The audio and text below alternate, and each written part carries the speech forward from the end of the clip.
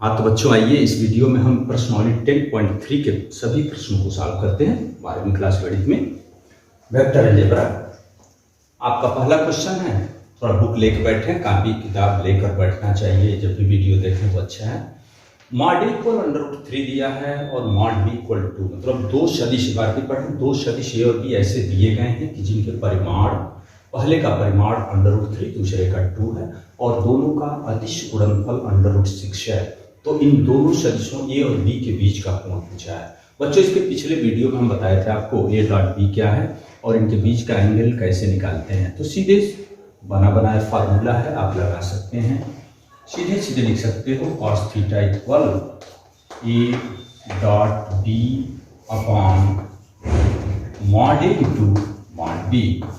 तो सीधे ए dot B तो आपको दिया ही है √6 और मॉड ए का मान √3 और बी 2, ये दोनों अंडर रूट में है तो इससे कटेगा तो √2/2 होगा। फिर इसको आप 1/√2 लिखते ही हैं। तो cos थीटा इक्वल 1/√2, तो थीटा मीन्स क्या, 45 अंश, π/4। ऐसे दूसरा क्वेश्चन भी देखते हैं, ये सब छोटे छोटे क्वेश्चन हैं, थोड़ा सा किताब में देख लेते हैं हम लोग।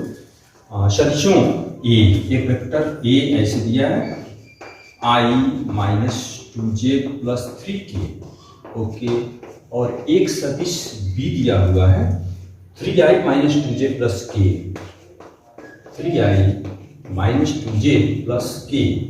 इन दोनों सदिशों के बीच का कोण ज्ञात करना है। तो बीच का कोण ज्ञात करना है, तो यही बात हुआ, लेकिन आपको A dot B mod A mod B अलग से ज्ञात करना होगा और फिर इसे मान रखते हैं। तो ए डॉट बी कैसे ज्ञात करते हैं, ए डॉट बी आपको यही बताया गया, इसके आई के घटक मैंने इनके सब घटकों का आपस में गुणा करते हैं। तो एक बार तो आप इसको ऐसे लिख लेंगे, एग्जाम में जब भी लिखना हो i-2j + 3k, कोई भी एग्जामिनेशन में डायरेक्ट स्टेप नहीं लिखना चाहिए। b 3i-2j + k, okay.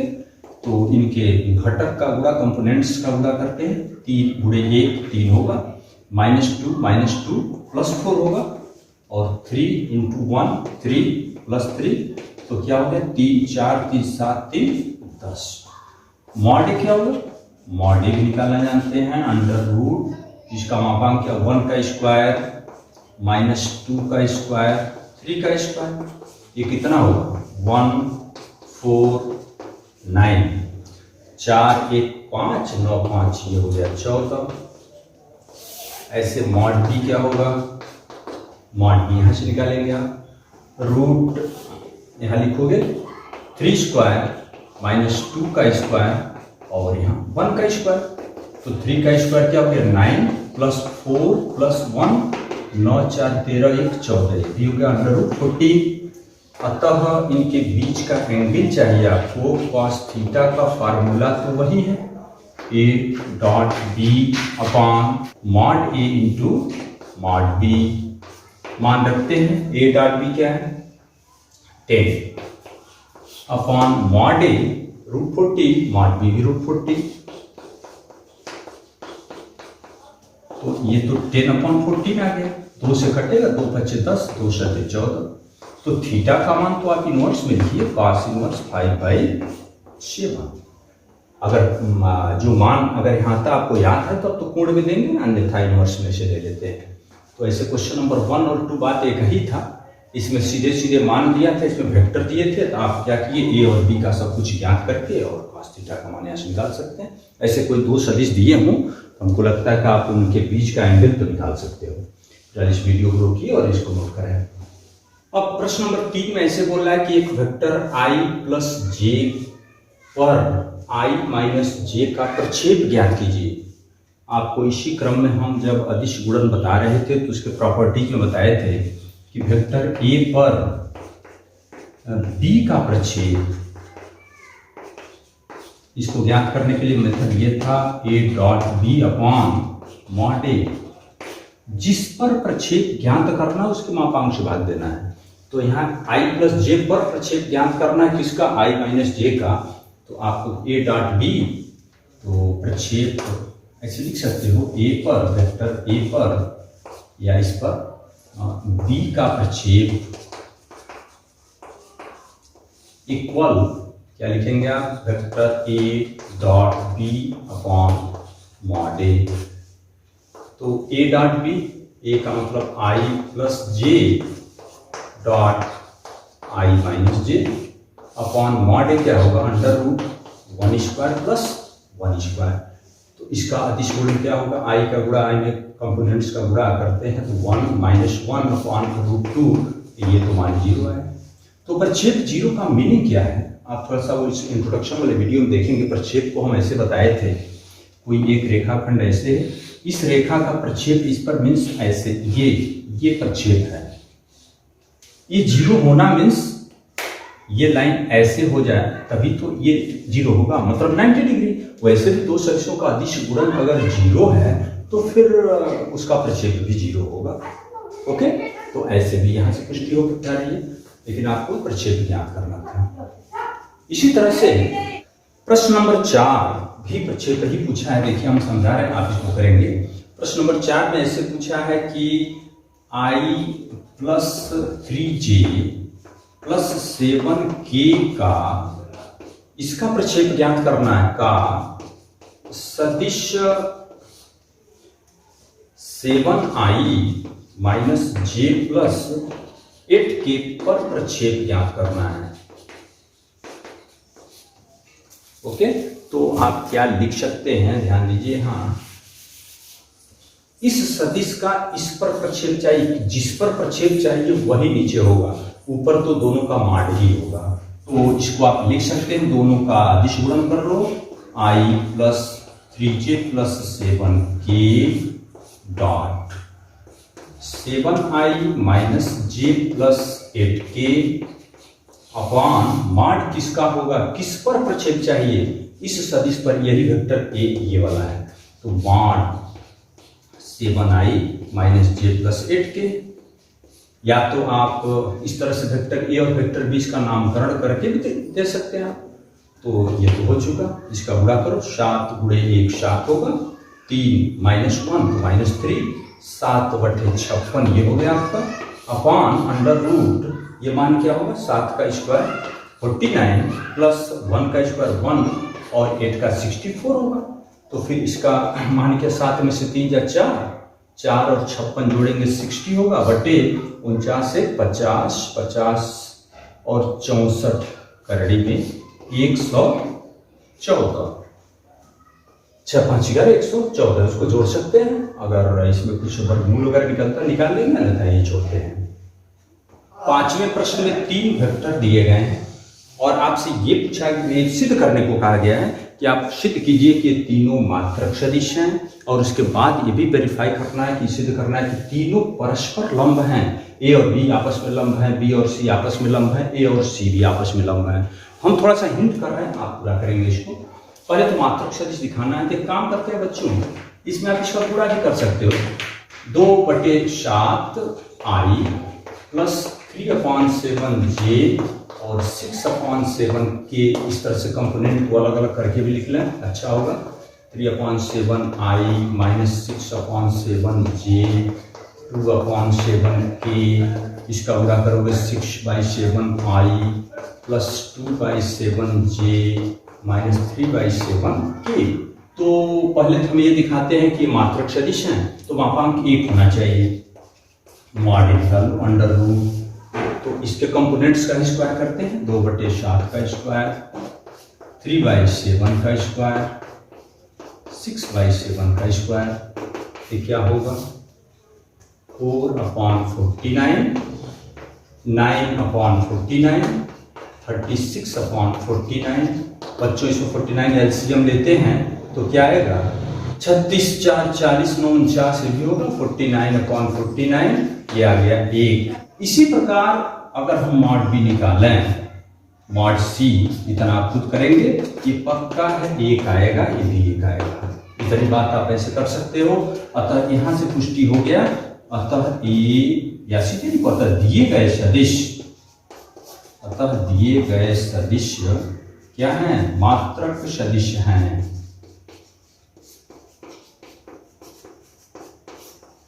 अब नेक्स्ट पॉइंट ये दिखाना आपको कि ये परस्पर लंब हैं। लंब होने का मतलब अगर हम सबका dot product A dot B इसको 0 दिखाते हैं तो इसे पुष्टि होगा लंब है। तो चलिए ए डॉट बी करते हैं, इसको कंपोनेंट्स का ही गुणा होगा तो सीधे हम डायरेक्ट लिखते हैं 2/7 में 3/7 का गुणा होगा, 2/7 गुणे 3/7। फिर यहाँ 3/7 इंटू -6/7 यहाँ पर है, प्लस 6/7 इंटू 2/7। इसका गुणा करके देखते हैं, 3 दूनी 6/49, 6 18/49, ये 6 दूनी 12/49, 49 एलसीएम लेकर 12 6 18 -18 सब कट के 0 आ गया। इसी प्रकार आपको ये दिखाना है बी डॉट सी भी सॉल्व करोगे 0 आएगा, सी डॉट ए भी सॉल्व करोगे 0 आएगा। अतः लास्ट में लिख देंगे कि अतः दिए गए सदिश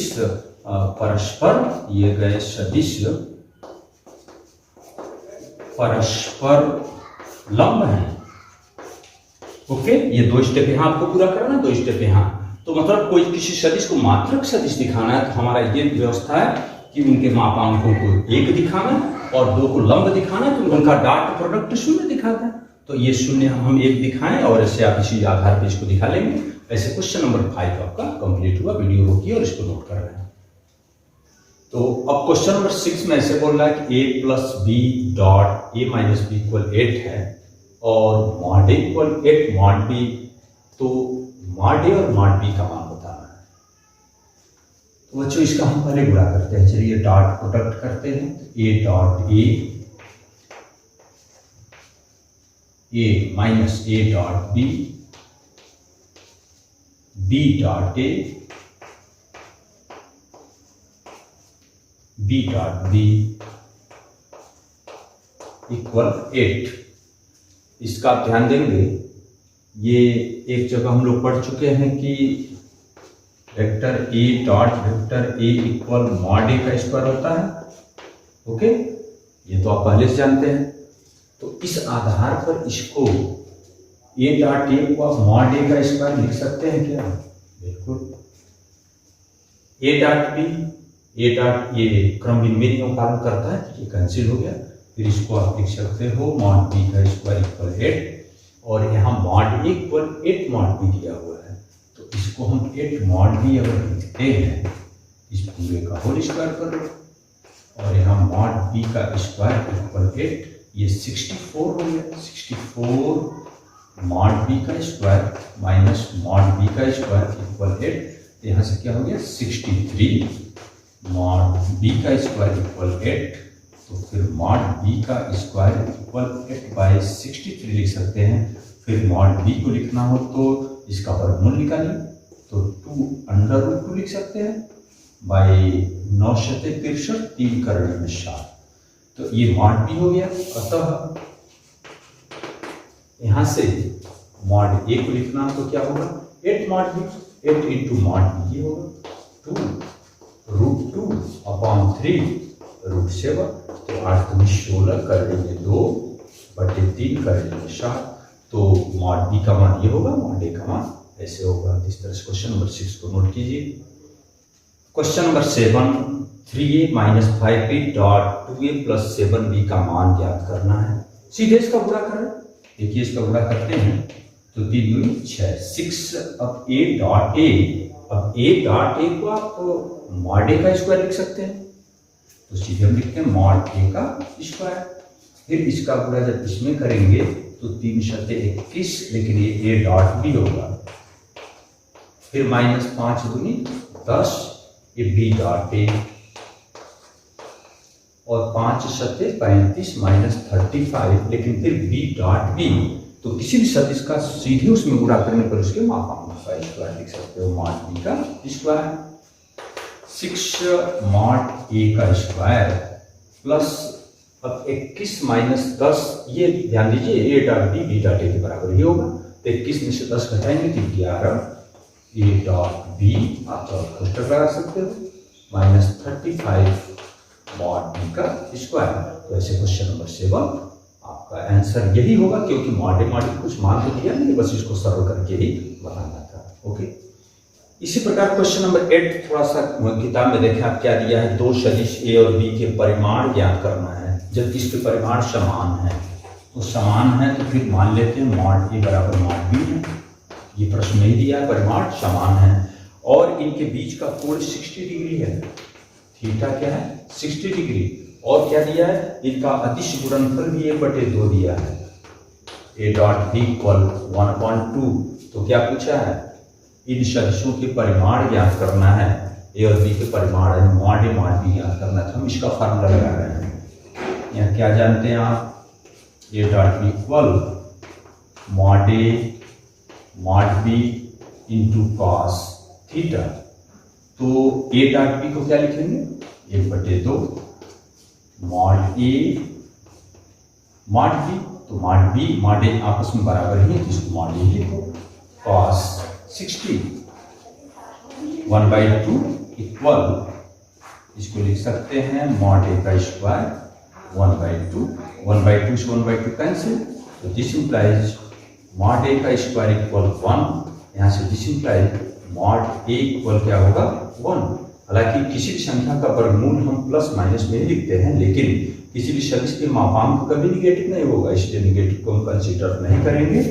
अतः ये दोनों जब बराबर हैं तो पहला सदिश का मापांक ए भी 1 ही होगा और मॉड बी भी 1 होगा। क्यों, मॉड ए equal mod B.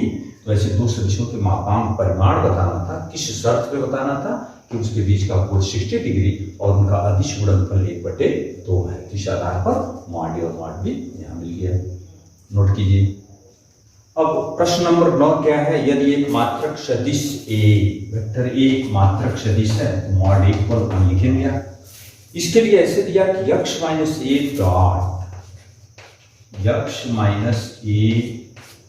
Dot x plus ए इक्वल कुछ दिया हुआ है ना 12। तो आपसे पूछा गया मॉड यक्स का मान बताइए, तो इसका डॉट प्रोडक्ट करते हैं, इसका गुणा इसमें जब करेंगे तो यक्ष डॉट यक्ष, फिर प्लस यक्ष डॉट ए, फिर इसका गुणा करेंगे तो माइनस ए डॉट यक्ष, फिर इसका गुणा इसमें होगा ए डॉट ए इक्वल 12। तो अभी इधर हम लोग पढ़ चुके, किसी भी सदिश का उस सदिश में स्वयं में गुणा होगा तो उसके मापांक के स्क्वायर के बराबर होता है। ओके, फिर प्लस यहाँ ध्यान देंगे अदिश गुणन क्रम विनिमय नियम का पालन करता है, तो फिर ये यक्ष डॉट ए के ही बराबर होगा। और इसको भी आप लिख सकते हो मॉड ए का स्क्वायर इक्वल 12। तो मॉड ए कितना 1, मॉड यक्ष का स्क्वायर प्लस ये तो आपका कैंसिल हो गया, तो प्लस ना, अब यहाँ क्या लिखना -1 इक्वल 12, क्योंकि इसका मान 1 है। तो मॉड यक्ष का स्क्वायर इक्वल क्या होगा, ये 1 इधर आएगा 13, तो मॉड यक्ष इक्वल क्या हो गया √13। तो ऐसे क्वेश्चन नंबर 9 का ये मान हो गया मॉड यक्ष इक्वल 13। तो अब क्वेश्चन नंबर 10 क्या है, ध्यान देंगे। 10 में 3 वेक्टर दिए गए हैं। देखिए vector A equal 2i 2j plus 3k, 2i plus 2j plus 3k। Vector B यहाँ दिया हुआ है आपका -i plus 2j plus k, -i 2j plus k। और वेक्टर सी क्या दिया हुआ है ना, वेक्टर सी दिया है आपका 3i plus j, 3i plus j। और इसके साथ एक शर्त ये दे रहा है कि a प्लस लैम्डा बी और सी, वेक्टर सी परस्पर लंब है। a प्लस लैम्डा बी तथा वेक्टर सी, ये कंडीशन दिया है कि ये परस्पर लंब है, तो लैम्डा का मान आपको ज्ञात करना है। बच्चों दो सदिश लंब कब होते हैं, जब उनका डॉट प्रोडक्ट 0 हो। तो इसको आप लगा सकते हैं, ये तथा इतने लंब हैं, इसलिए आप लिख सकते हैं, इसलिए A plus lambda B dot C equal क्या होना चाहिए 0। तो ए प्लस लैम्डा बी को हम लिखते हैं, वेक्टर ए क्या है 2i 2j 3k, 2i plus 2j plus 3k plus lambda B, B means -i plus 2j plus k। Okay, इसमें आपको डॉट किसका करना है, c का। c क्या है, 3i प्लस j, तो dot product 3i plus j equal क्या होगा, 0। तो पहले इसको हम जोड़ते हैं, इसका गुणा इसमें जब करते हैं तो माइनस लैम्डा होगा, हम लिख सकते हैं 2 माइनस लैम्डा i। ध्यान दीजिएगा, यहाँ 2 प्लस 2 लैम्डा, 2 प्लस 2 लैम्डा, यहाँ j हम कॉमन ले रहे हैं, फिर यहाँ लिख सकते हो 3 प्लस लैम्डा k, इसमें डॉट कर देते हैं, डॉट किसका, 3i प्लस j इक्वल 0। अब डॉट प्रोडक्ट आप जानते हैं, उनके पास कंपोनेंट का ही गुणा होगा, अदिश गुणन का।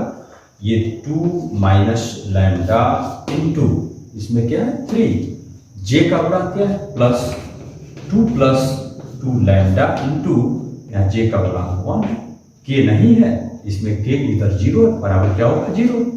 इसका गुणा कर लो, 3 दूनी 6, 3 lambda 2 plus 2 lambda equal 0, minus 3 lambda plus 2 lambda मिलकर माइनस लैम्डा, 6 2 8, उधर करते हैं तो माइनस 8, इसलिए लैम्डा का मान क्या हो गया 8।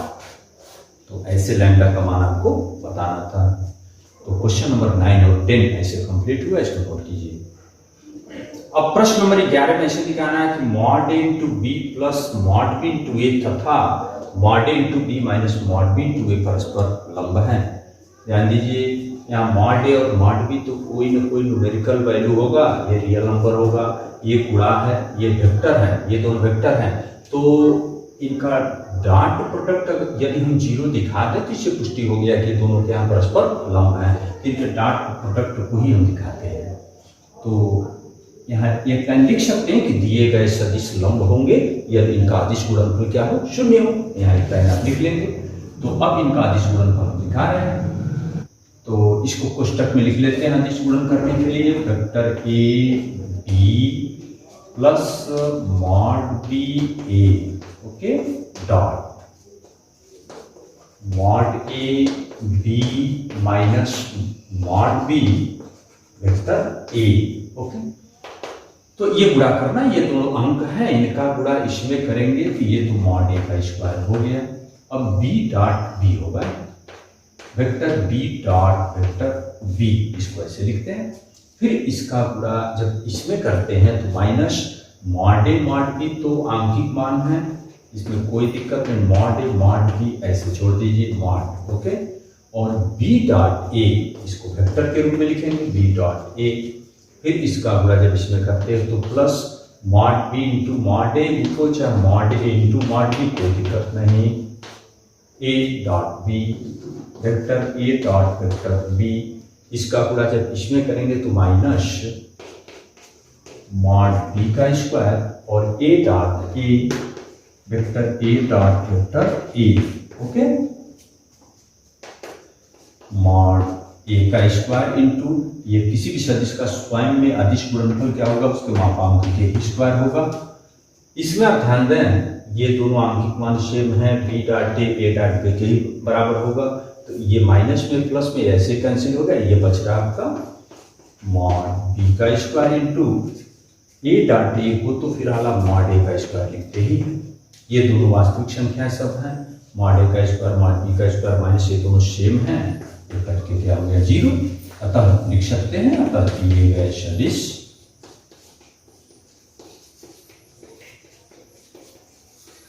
परस्पर लंब हैं,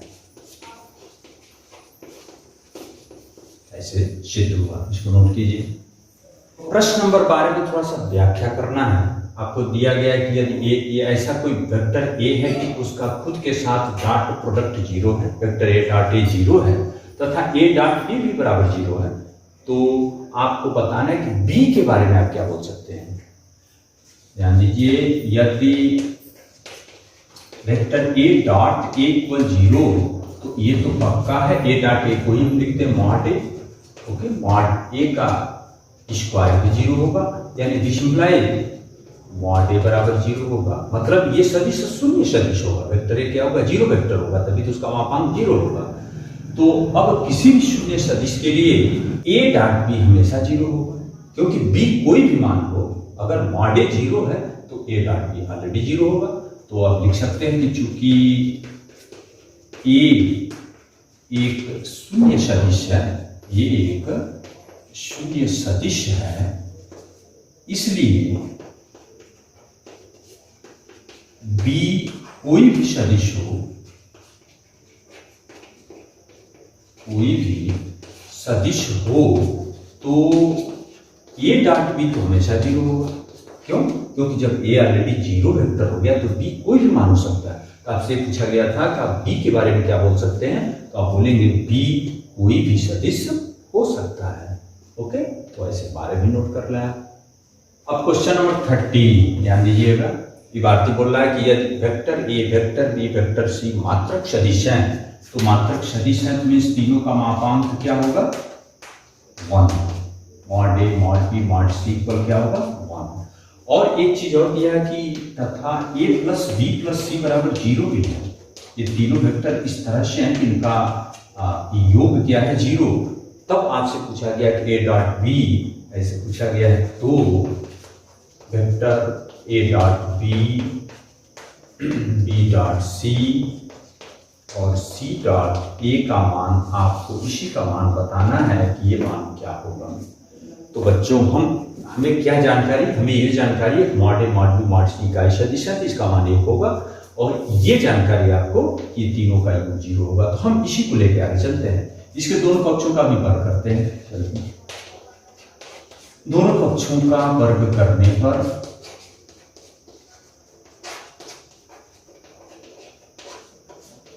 तो वर्ग करें तो आप लिख सकते हो A plus B plus vector C का होल स्क्वायर। इधर चूंकि 0 है तो 0 का वर्ग 0 ही होगा। किसी भी सदिश का स्क्वायर उसी सदिश का उसी सदिश में गुणा मानते हैं, तो इसको आप लिख सकते हैं A plus B plus C dot, ये डॉट प्रोडक्ट होगा, A plus B plus C equal 0। तो इसका गुणा करते हैं ए डॉट ए, तो फिर वही प्रॉब्लम आएगा। ए डॉट ए का मतलब ए डॉट ए को मॉड ए का स्क्वायर भी अगले स्टेप पे लिखते हैं। फिर इसमें करते हैं तो ए डॉट बी, फिर प्लस ए डॉट सी, फिर प्लस बी का गुणा करते हैं तो B dot A, B dot B, B dot C, फिर सी का गुणा कर लो C dot A plus C dot B, फिर प्लस सी डॉट सी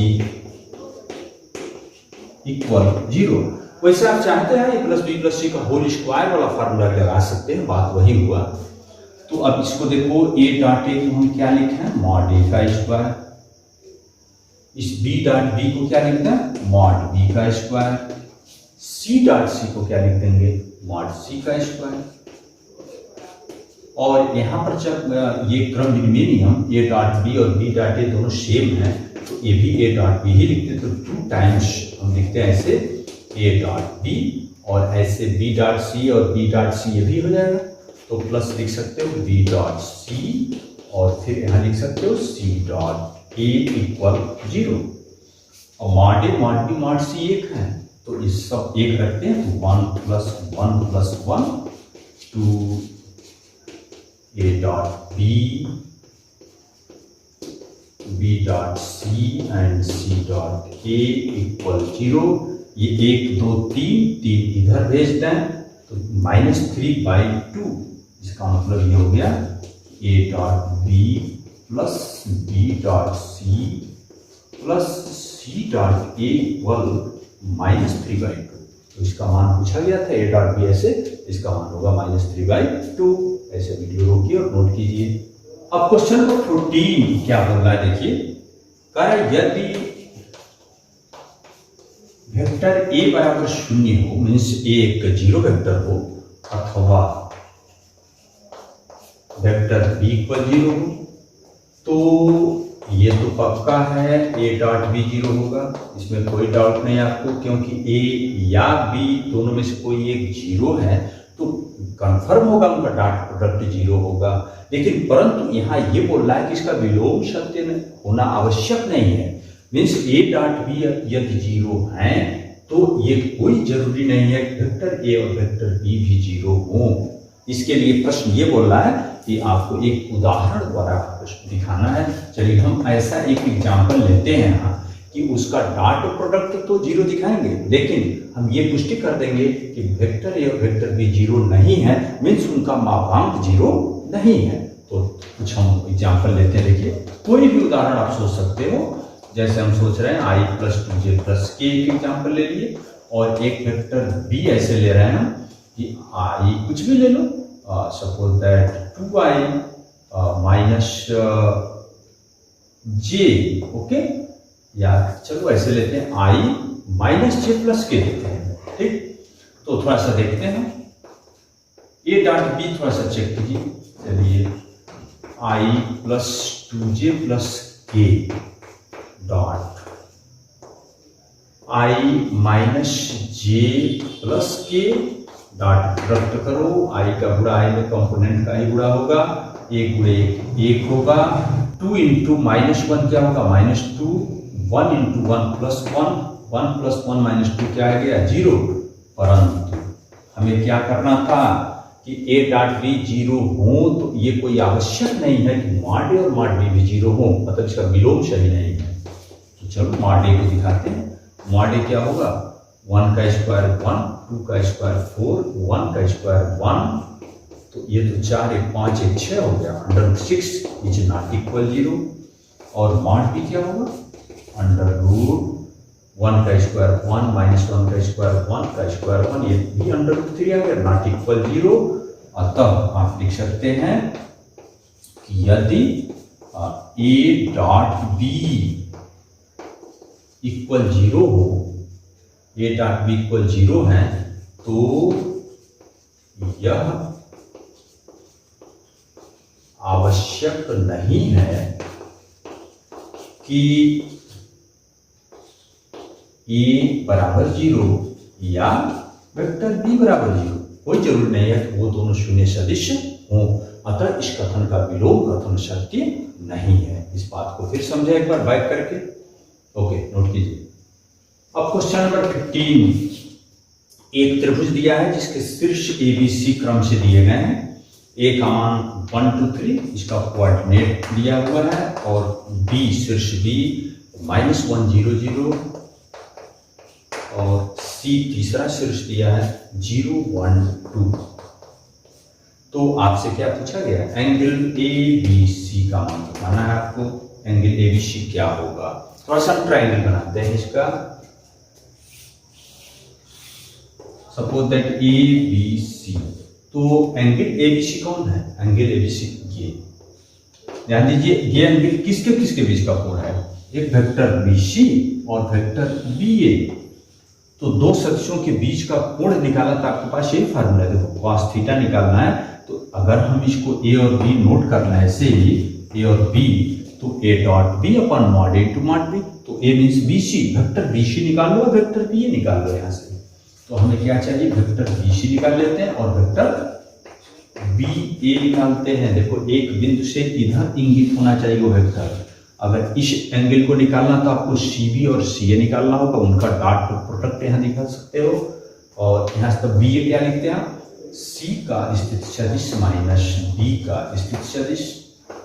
OC मीन्स क्या, स्थित सदिश यहाँ से लिखोगे 0i, तो छोड़ दीजिए आई, यहाँ J plus 2k, okay, minus OB लिखना तो यहाँ माइनस आई, और ये ऑलरेडी 0 है तो बात छोड़ दीजिए।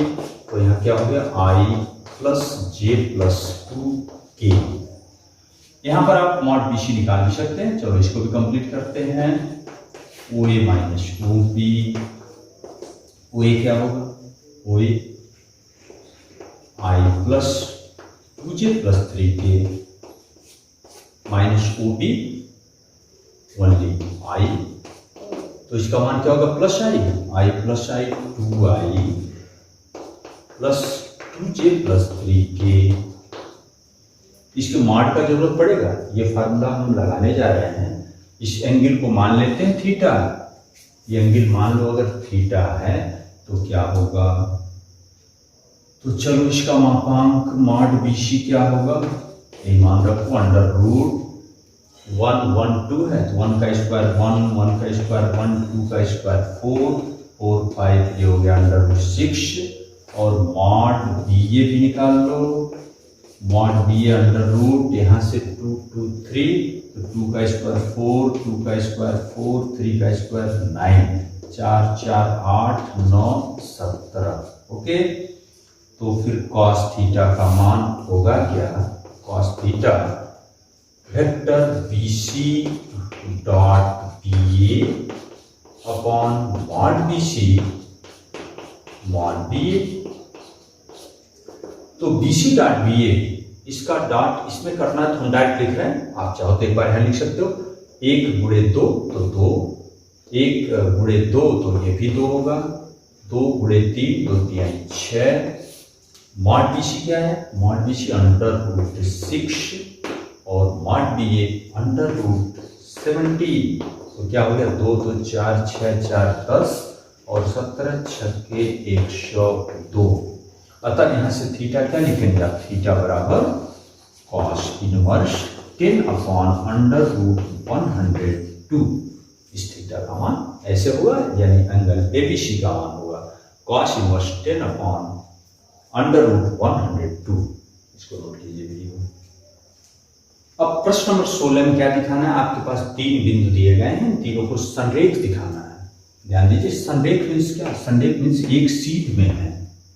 सपोज दैट ये A है, ये वाला A B C नाम रख रहे हैं, A B C। ध्यान दीजिए, अगर हम वेक्टर AB निकालना है और BC को भी निकालते हैं, BC सपोज दैट अगर C यहाँ होता तो संरेख है, नहीं है, C यहाँ पर है तभी संरेख होगा इसके सीध में। मीन्स AB और BC के बीच का ये एंगल कितना हो जाए, 0 डिग्री, यानी मीन्स ये भुजा इस पर सीधे आएगा तभी तो संरेख होगा। देखो, इस संरेख दिखाने की कई विधियां हैं, लेकिन यहाँ पर हम लोग क्या पढ़ रहे हैं, डॉट प्रोडक्ट। तो हम लोग फोकस डॉट प्रोडक्ट पे करना है, डॉट प्रोडक्ट का ही यूज करके दिखाना है। तो मीन्स हम क्या करें, वेक्टर AB निकाल लें और वेक्टर BC भी निकाल लेते हैं, और इनके बीच का एंगल इस फार्मूले से अगर निकालते हो कि cos theta equal AB dot BC upon mod AB dot mod BC, ये तो फार्मूला होगा। इसको हम क्या दिखा दें, थीटा 0, मीन्स ये 1 आ जाए तभी तो 0 होगा। तो देखते हैं क्या आ रहा है, AB को क्या लिखना है, OB माइनस OA। तो OB यहां से क्या लिखोगे, 2y 6j 3k minus OA क्या लिखते हैं, I 2j 7k। अच्छा, B का स्थित सदिश माइनस A का स्थित सदिश, 2y minus I 6j minus 2j 4j।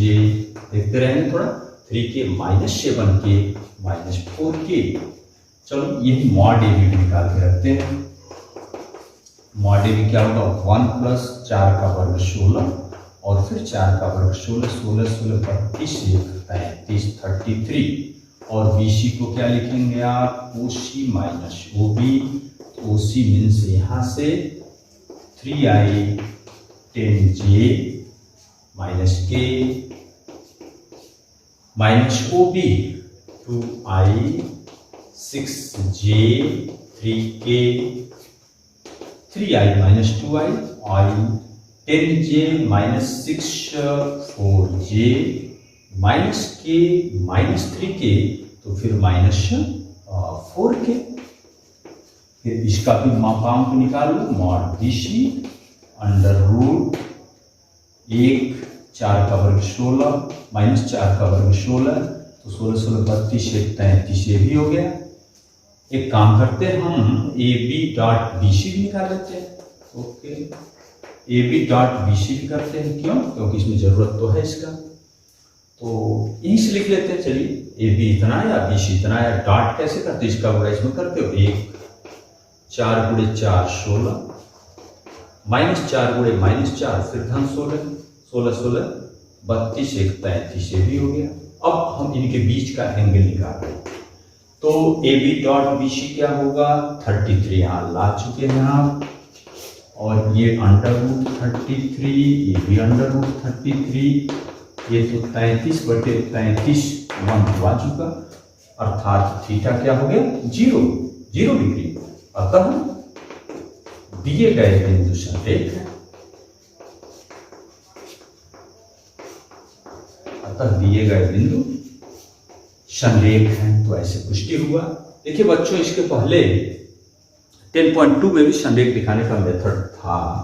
उसके लिए क्या करते थे हम लोग, ए बी और बी सी निकाल के उसका दिक् अनुपात भी निकाल के बराबर दिखा सकते हैं, दिक् कोसाइन भी निकाल के दिखा सकते हैं, विभिन्न तरीके से दिखा सकते हैं। एग्जाम में आप फ्री हैं, एग्जाम में जैसे मर्जी वैसे दिखाओ। आप 11th में पढ़े हैं, ए बी के बीच की दूरी, बी सी के बीच की दूरी और ए सी के बीच की दूरी भी निकाल के दिखा सकते हैं, कई तरीके। लेकिन हम जिस प्रश्नावली को पढ़ रहे हैं उस प्रश्नावली के फार्मूला को यूज किया। वीडियो होगी और नोट कीजिए। अब प्रश्न नंबर 17 में ऐसे दिया है, 3 वेक्टर दिए गए हैं, दर्शाना आपको 2i - j + k, okay, i - 3j -5k, और फिर दिया 3i - 4j - 4k, 3i - 4j - 4k। आपको सिद्ध करना है कि ये किसी समकोण त्रिभुज के शीर्ष हैं, समकोण त्रिभुज के शीर्षों की रचना करते हैं। तो जैसे मान लो ये शीर्ष ए है, ओके, ये शीर्ष बी और ये शीर्ष सी। तो हमें क्या करना, हम यहाँ डॉट प्रोडक्ट पढ़ रहे हैं तो डॉट का यूज होना चाहिए। जैसे मान लो ऐसे ट्रायंगल ए बी सी है, हम क्या करते हैं, इसके तीनों भुजाओं को ज्ञात कर लेते हैं। डॉट प्रोडक्ट, अगर किन्हीं दो भुजाओं को सदिश के रूप में जो निरूपण कर रहे हैं उनका डॉट प्रोडक्ट 0 दिखा दें तो उससे पुष्टि होगा। वो एंगल कितना होगा 90 डिग्री।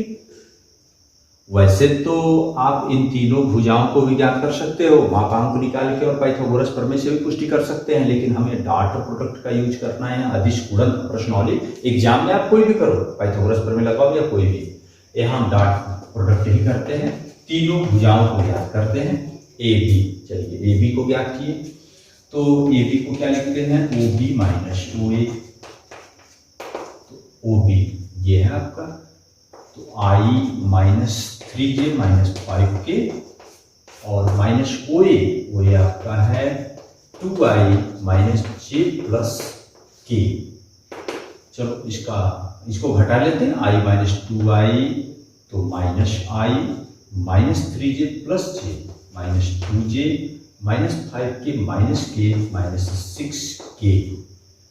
ऐसे BC निकालते हैं। अब किसी भी क्रम में निकाल लो, यहाँ कोई मतलब नहीं। जब BC AB क्योंकि लंब है तो उसमें कोई मतलब नहीं है। BC को लिखना तो क्या लिखोगे, OC - OB। अब ऐसे हम डायरेक्ट यहीं से लिख देते हैं, OC - OB, तो 3i - i 2i -4j + 3j होगा, तो घटाएंगे तो प्लस, तो -j हो गया। आप ऐसे लिख के निकाल लें। फिर -4k + 5k होगा तो +k। ऐसे AC निकाल लो या CA, कुछ भी लिखना है, AC तो OC - OA, OC क्या होगा, यहाँ 3i - 2i i -4j plus होगा -3j। थोड़ा सा चेक कर लेंगे क्योंकि कोई भी अंक मिस्टेक हुआ तो बाद में प्रॉब्लम होगा। -4k -k -5k। अब हम ये चेक करते हैं ABBC या BCAC का डॉट करके कोई एक देखते हैं 0 आ रहा है क्या, तो क्रम से चेक करते हैं। AB डॉट BC को पहले चेक करते हैं। तो इसी में देखना है, अब तो डॉट प्रोडक्ट आप सीख चुके हैं। -1 का गुणा 2 में होगा तो -2 होगा, -2 -1 तो +2 हो गया, -6 + 1 तो -6, तो फिर ये तो 0 नहीं आ रहा है, -6 हो गया। कोई बात नहीं, यहाँ BC डॉट क्या लिखते हैं, AC 2 एकम 2, 1 3 क्या होगा, +3 होगा, और -5 + 1 -5, ये 0 मिल गया। तो अब एक 0 मिल गया तो BC और AC, BC ये हो गया और AC ये है, तो इसके बीच का एंगल, ये कोई भी एंगल 90 डिग्री हो गया, अर्थात क्या लिख सकते हैं, BC लंब है AC पर। बस एक कोण 90 तो पर्याप्त कहने के लिए, अतः हम बोल सकते हैं, अतः दिया गया त्रिभुज समपूर्ण त्रिभुज है। दिया गया त्रिभुज क्या है, समपूर्ण त्रिभुज है। ओके, तो ऐसे क्वेश्चन नंबर 17 को भी आप नोट कर लें। इसे लास्ट क्वेश्चन 18 नंबर थोड़ा सा है तो ऑब्जेक्टिव, लेकिन थोड़ा समझना है। प्रश्न ये कह रहा है कि वेक्टर A का परिमाण, इसका परिमाण क्या है, A है, A ओनली, अर्थात मॉड A इक्वल क्या है, A, इसका परिमाण को मॉड A लिखते हैं। ओके, फिर बोल रहा है तो लैम्डा वेक्टर A एक मात्रक सदिश है कब, जब यहां पर कुछ कंडीशन आपको दिए गए हैं, विकल्प आप बुक में थोड़ा देख लें। तो अगर ये मात्रक सदिश है तो इसका मापांक क्या होगा, 1 होगा, means mod lambda mod vector A equal 1 होगा। ये तो जब कांस्टेंट है किसी वेक्टर में गुणा होगा तो मापांक ऐसे लिख सकते हैं, मॉड इक्वल क्या है, A, तो आप लिख सकते हो मॉड लैम्डा, इसको ओनली A लिखो इक्वल 1, तो A इक्वल क्या लिख सकते हो, 1 अपॉन मॉड लैम्डा। तो ऐसा कोई विकल्प देखिए, विकल्प नंबर आपका डी वाला विकल्प यही है, A equal 1 upon mod lambda. तो इस तरह से क्वेश्चन नंबर 18 आपका कंप्लीट हुआ। बच्चों, ऐसे हम एक्सरसाइज 10.3 को यहाँ वेक्टर में कंप्लीट किए। इस वेक्टर में 10.4 बचता है और इसका विविध प्रश्नावली बचता है, उसको हम जल्दी से आपको वीडियो देते हैं। इसका मतलब अभी हमें 3 वीडियो बनाना पड़ेगा, एक इंट्रोडक्शन 10.4 का, एक्सरसाइज 10.4 और इसका विविध का एक। तो ऐसे आप वीडियो नोट रोकिए और नोट कीजिए। ओके।